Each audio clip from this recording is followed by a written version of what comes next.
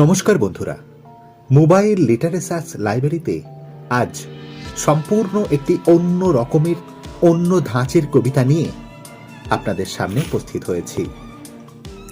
আজকের কবিতা কৌশিক ভট্টাচার্যের কলের জলে সুরের লহর। সুরের লহর উঠল কালো জল তুলতে গিয়ে, বউ বলল কলে জল এলো, ভরো না কলে গিয়ে।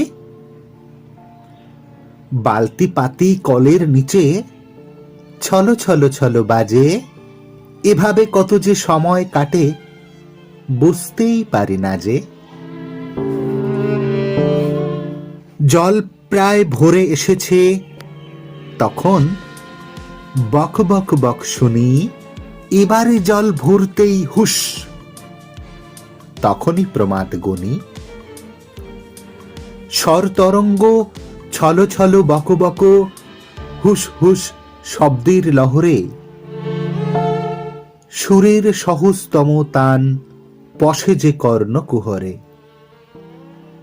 নমস্কার, কথা হচ্ছে আগামী কোনো দিনে আগামী কোনো ভিডিওতে।